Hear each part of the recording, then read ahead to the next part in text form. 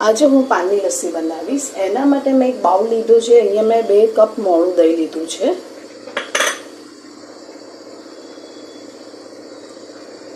એની અંદર થોડુંક પાણી એડ કરીશું અને 2 ચમચી ખાંડ અને આને મિક્સ કરી દઈશું।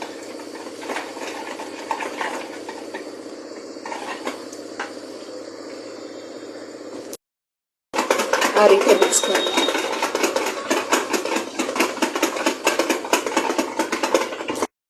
जो एकदम स्मूथ થઈ છે ને। સાઈડમાં મૂકી દીધું છે। અહીંયા મેં એક પાન લીધું છે। આમાં મેં ખાલી ગુલકંદ એડ કરાયું છે અને મિન્ટ એડ કરાયું છે। આની અંદર થોડુંક પાણી એડ કરીને આપણે આની પેસ્ટ કરી દેવાની છે। પાનની પેસ્ટ આ રીતની મેં બનાવીને રેડી કરી દીધી છે। આખા ઘરમાં એટલી સરસ સ્મેલ આવે છે ને પાનની કે હમણાં જ આપણે ફટાફટ બનાવીને પી જઈએ। તો હવે લસ્સી કઈ રીતે બનાવવાની એ તમને બતાવી દઉં।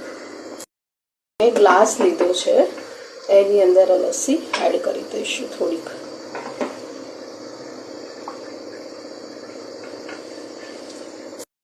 અંદર જે આપણે પાનની પેસ્ટ કરીને રાખી છે 2 થી 3 ચમચી એડ કરી દેવા। આનાથી તમારે 3-4 જેટલા ગ્લાસ બની જશે આ પેસ્ટથી। અને બીજી ફરીવાર આપણે એની ઉપર લસ્સી એડ કરીશું અને મિક્સ કરી દઈએ। જો કેવો સરસ કલર આવ્યો છે ને।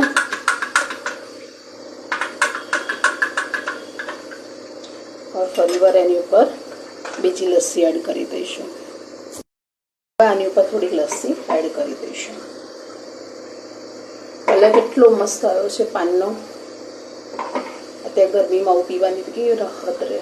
ઠંડુ ઠંડુ પાન અને ઠંડી ઠંડી લસ્સી। મારી પાસે થોડી ફ્રૂટી છે, એનાથી હું ગાર્નિશ કરીશ।